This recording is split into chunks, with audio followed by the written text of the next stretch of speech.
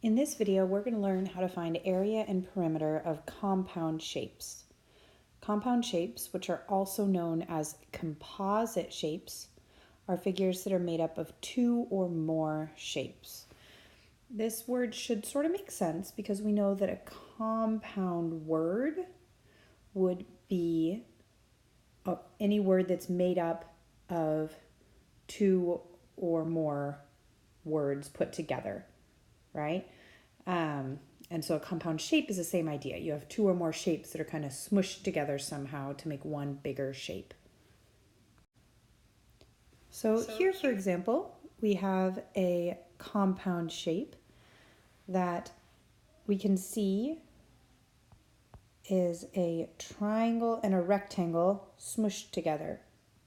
So we can I usually find it helpful to draw in the line showing where they would be separated. So we have a triangle on top and a rectangle on the bottom. Now, perimeter isn't any different from what we're used to. Perimeter is still just add up all the sides. And so let's go ahead and do that for this one. So we have 5 centimeters, 7, 2, 5, 8, and then over on the side here, you can see that this side doesn't have a label on it, but since we know that this is a rectangle, we can look to the opposite side and see that it must also be 5 centimeters. And then finally we have this 1 centimeter chunk. So let's go ahead and add those up. And hopefully you also got 33 centimeters for that. Now let's look at the area. In order to find area of a compound shape, you have to sort of think about it as a puzzle and break it up into its pieces so that you can figure out the area of each piece separately and then add them together. So let's go ahead and start with the area of the rectangle. So we can see that the rectangle is an 8 by 5. So that should give us an area of 40 centimeters squared for the rectangle.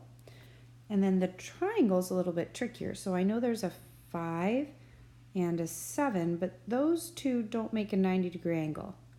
The 90-degree angle is right here, and I don't know this length, but I think I can figure it out because I know that this whole length is 8, and then we have 1 here and 2 here, and 8 minus 1, and then minus 2 would be 5. So that means that if I took the whole long length and took away these two little sections right here, I should be left with 5 centimeters.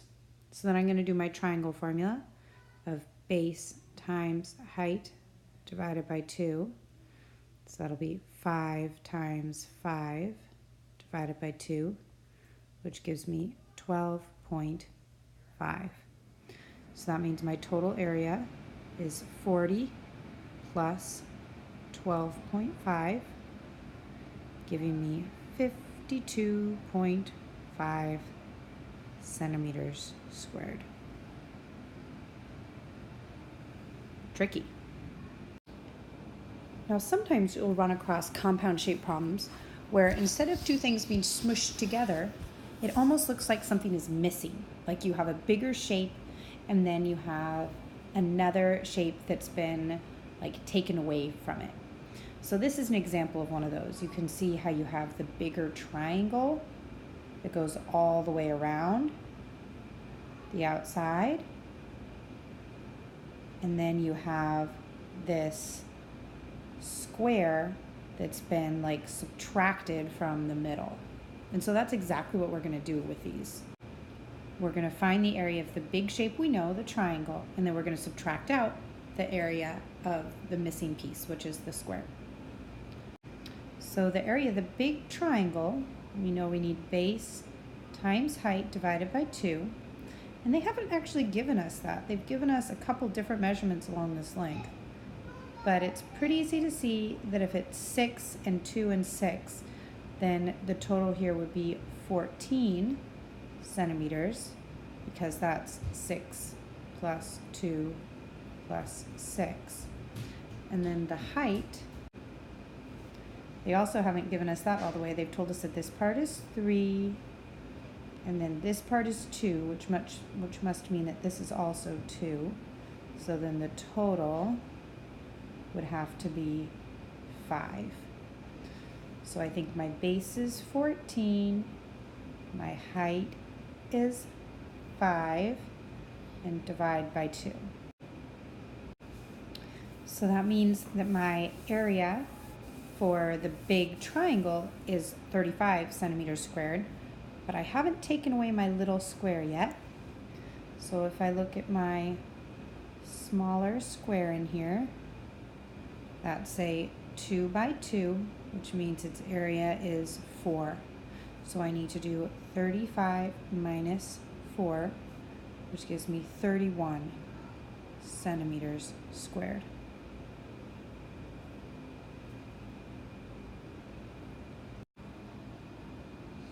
All right, so for our practice problem today, you are going to find the area and perimeter of this compound shape. Please sketch the shape first so that we'll have it to talk about when I check your work in class tomorrow.